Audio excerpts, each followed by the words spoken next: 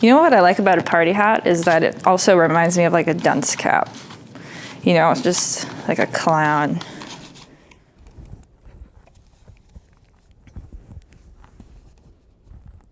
Who took the bomb?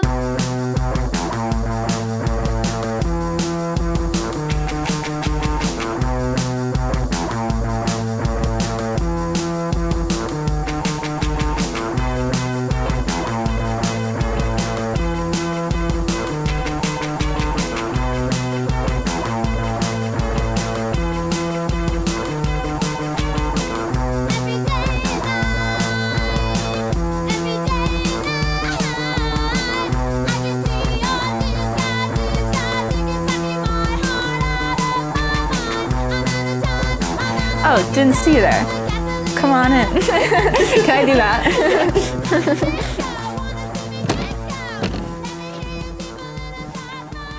Oh, didn't see you there. Come on. Follow me. I've always wanted to do that. Didn't see you there. My name is Emily. I'm an installation artist and a painter here in Duluth, Minnesota.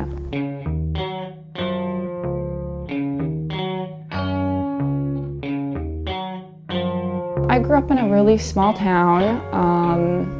My parents own a bar and restaurant and like hunting and fishing resort.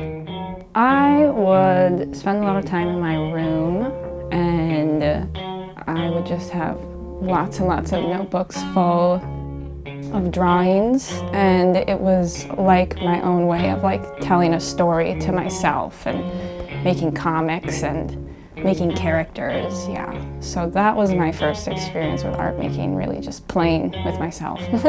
Oh no! This is great. Yeah, just like cool, strong characters. That's kind of like what I aspired to be, was like a cool, strong character. These boots are made for walking, and that's just what they'll do. One of these days, these boots are gonna walk all over you. Yeah! This is my self-portrait. It's me as a clown with flies because I felt like a dead clown at the time. So I was inspired to paint that.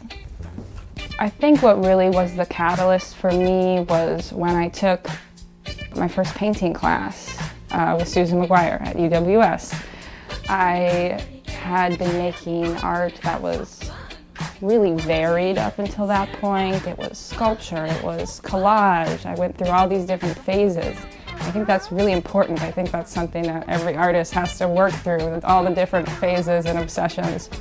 But then when I started painting, I like knew right away that that's like where I was gonna live for a while. It was like kind of fell in love with it.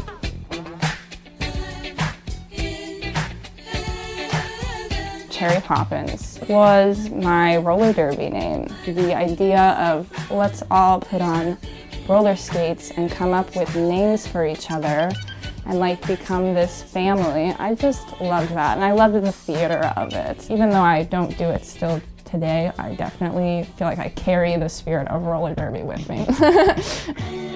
So all the people in my paintings, they're from the Twin Ports. They're people that I know, and they're all members of this group here in Duluth and Superior of like alternative kids.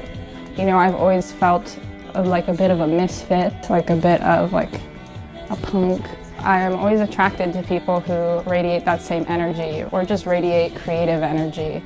And here in Duluth, it feels like the alternative scene is very small, but that's also what makes it feel really special.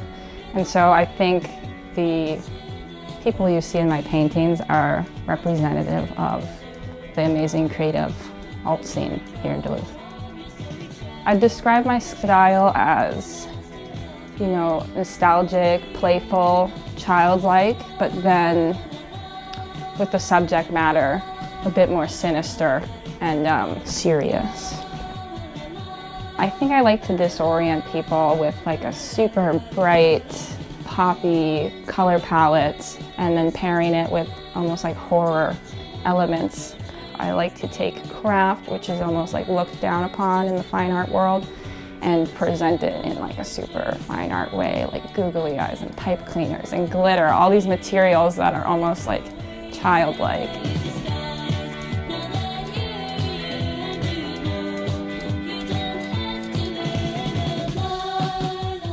I talk a lot in my artwork about shame resilience, things that I felt very ashamed of in the past. Are common themes in my artwork now. For example, like my femininity is something I used to feel was something I was ashamed of. I thought I wanted to be a tomboy, but looking back, I think what I wanted was to just disassociate from anything female, because I was taught that female is shameful. And so I really rejected the color pink, I rejected the color purple, I rejected these feminine things that a lot of people consider to be obnoxious. And now, as an adult, I'm like really leaning in to those uber feminine colors and the neon colors, almost like sickeningly sweet color palette. It is not complete yet, but this is like my reimagining of the original sin in the Garden of Eden. Definitely a story that I had trouble processing when I was young, and so now I'm kind of retelling it in a way that's a little more positive and feels secure and safe. I think the area we live in too can be very like people are passive and maybe don't want to talk about hard things, and so I think that's what art has been for me, is like a method of communicating things that maybe are difficult for me to verbalize. I think sometimes the paintings I make aren't necessarily pleasant to look at. They can be a bit uncomfortable. And I think that's true with like honesty, that honesty can be uncomfortable. But I think that the truth is always a gift. And so I want people to look at the artwork, look at these frowning, sad faces, and think to themselves, oh, I don't have to smile at every person I meet. I can be upset and I can feel those feelings, and there's nothing wrong with feeling those feelings. I think that's the reality of life, is that not everything is always going to be sunshine. And so I think rather than pretending that everything is good when it isn't, that we should honor when things are bad and allow ourselves to feel hard emotions when we are feeling hard emotions. I think the more we understand each other, the more we understand the world, the better the world becomes. So yeah, this is saying yes to knowledge and also girl power. 1, 2, 3, 4. The future is almost so near. Why should we all be alone? Every night on the way home. This time we should be starting again. Gotta work out till 10. Seeing you comb all your hair. Pretending that no one is there. You know it can be better than that. But what I didn't.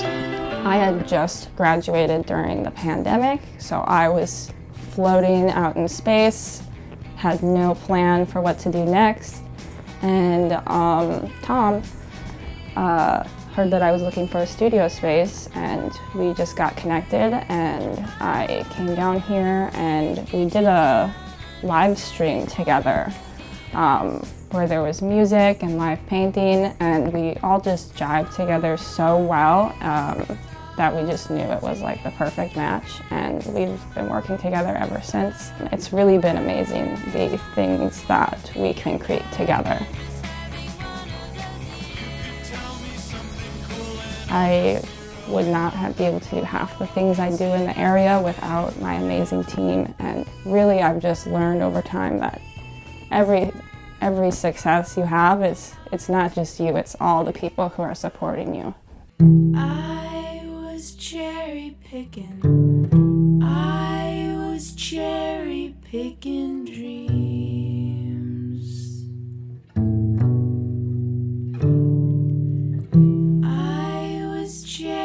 picking. Yeah, this is my first ever gallery show where it's exclusively my works, and it's terrifying because I have always felt like this punk, DIY, sort of rough around the edges artist, and now I'm stepping my toes into the gallery world, and I'm nervous to see how that translates.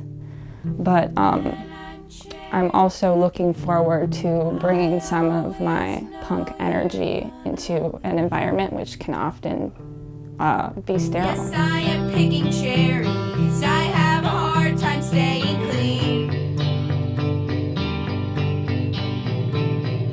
Yes, I am picking cherries. I have a hard time staying clean. Yes, I am picking cherries. I have a hard time staying clean.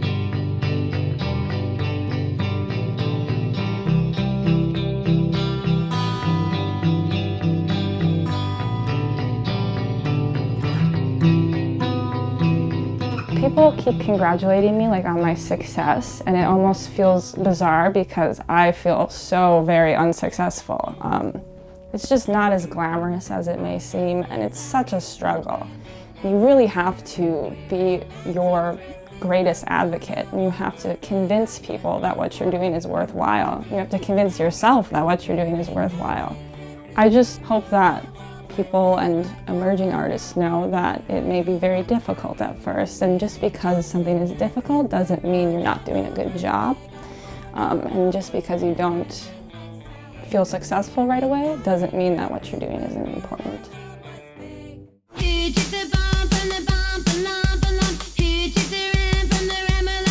Don't ask for permission, just make things and ask for forgiveness, yeah.